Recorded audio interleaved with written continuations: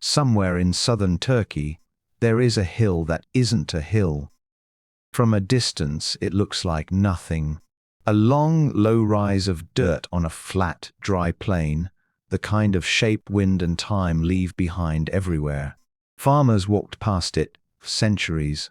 Some probably grew wheat on top of it without knowing what they were standing on. They were on a city. Not a ruin with broken columns and toppled statues. Not the kind of lost city that shows up in old stories, swallowed by the sea or cursed by a vengeful god. This city left no myth behind. No one wrote a warning about it, 'cause no one who lived there had writing at all. It vanished so completely, and so long ago, that when people finally dug into that hill in the 20th century, they weren't sure what they'd found. What they found was older than the pyramids, older than Stonehenge, older, in fact, than the wheel. They found a city that had existed before history had a way to remember anything. Its name today is Çatalhöyük, a modern Turkish name for a place whose real name is lost, along with the language its people spoke, and the names they called each other. What's left is the shape of their lives, pressed into mud brick and ash and bone, layer after layer, for more than 1,000 years. And the deeper archaeologists dug, the stranger this city became. There were no streets. Walk through almost any ancient city, and you expect roads, dirt paths worn down by feet, wide enough for people to pass each other, leading somewhere. Catalhoyuk had none of that. The houses were built wall to wall, packed together like cells in a hive, with no gaps between them at all. To get from one house to the next, you didn't walk outside. You climbed onto the roof. Ladders rose from the inside of every home, up through a hole cut into the ceiling. That hole was the front door. It was also the chimney. Smoke from the cooking fire drifted out the same opening people used to enter their own house. An entire town of rooftops, flat and connected, forming one continuous surface, above the maze of rooms below. Children running across the tops of their neighbors' homes. Women carrying water along a path in the sky. From above, the city would have looked less like a settlement and more like a single enormous, breathing structure, because in a sense it was. But the strangeness wasn't only architectural. There was palace. Archaeologists who study ancient cities know what to look for when a ruler is in charge. A larger building, a throne room, storerooms controlled by one household, guarded, hoarded, taxed. At Catalhoyuk, they looked carefully for decades and found almost none of it. The houses are remarkably similar in size. The most elaborate paintings and the largest hoards of grain don't cluster around one obvious royal home. There's no evidence of a central temple where priests ruled over everyone else. No monument built to glorify a single name. For a city that lasted well over 1,000 years, longer than most empires in recorded history have survived, that absence is almost impossible to believe. Which raises the question historians still argue about today. How do you hold thousands of people together for that long without a king? Some researchers believe the answer lies not above ground, but below it. Beneath nearly every house at Catalhoyuk, under the very platforms where families slept, archaeologists found the dead. Not in a cemetery outside the city walls. Not in a separate space, set apart from the living. The people of Catalhoyuk buried their relatives directly beneath the floor of their own home, sometimes right under the bed. Generation after generation, the living slept above the bones of their ancestors, night after night, for as long as that house stood. Some skulls were removed after burial, plastered, painted.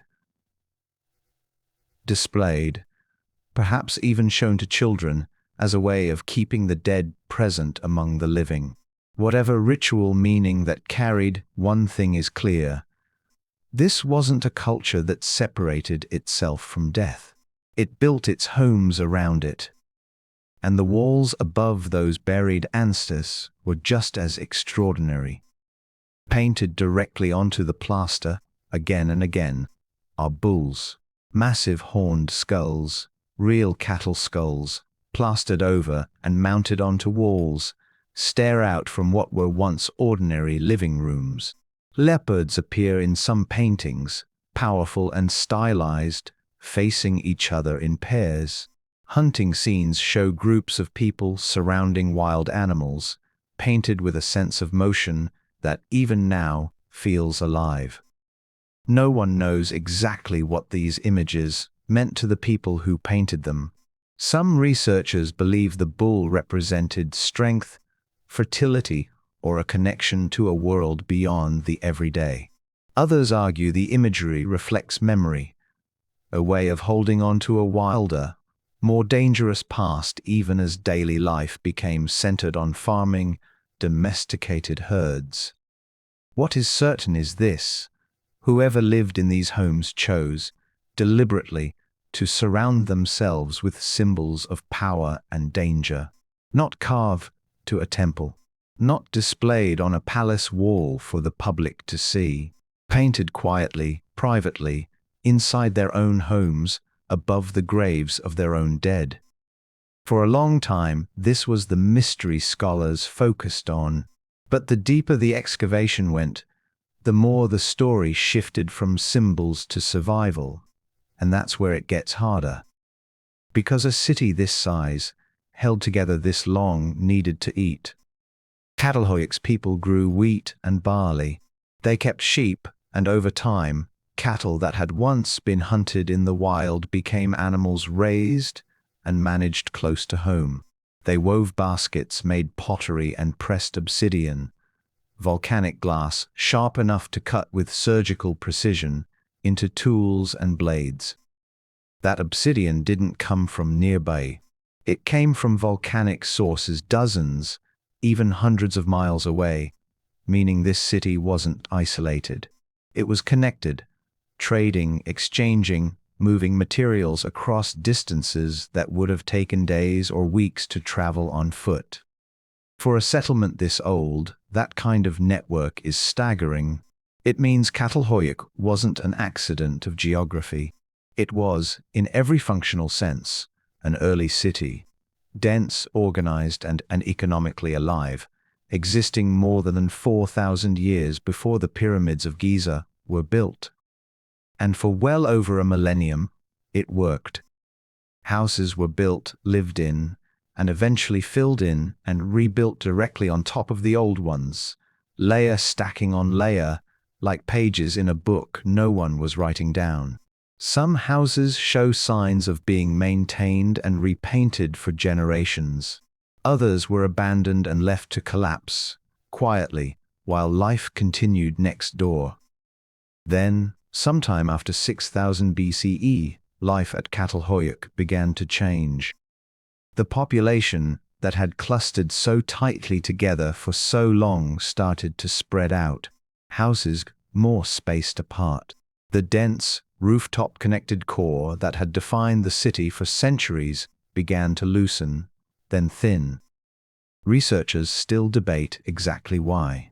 Some point to climate shifts around this period, including evidence of a broader cooling and drying event that affected large parts of the region, which may have strained the farmland that fed a city this size. Others suggest that as herding and farming practice changed, families no longer needed, or wanted, to live crowded so closely together. It's possible the very thing that had made Catalhoyuk work for 1,000 years, density, shared walls, shared rooftops, became a burden once the environment or the economy shifted beneath it. There is no evidence of war here.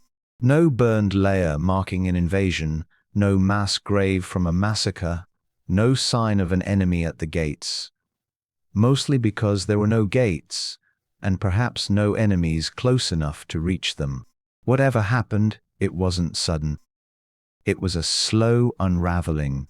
House by house, generation by generation, the city that had held itself together for over 1,000 years simply loosened its grip, until the last families who remained finally walked away, and the wind and rain did what they always do to mud brick left unattended.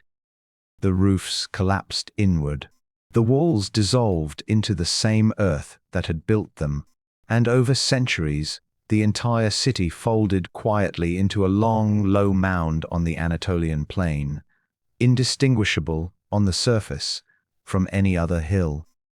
For roughly 9,000 years, it stayed that way. No name survived it. No descendant civilization pointed back and said, "Our ancestors built that." The people who eventually farmed the plain above it had no idea what lay beneath their feet.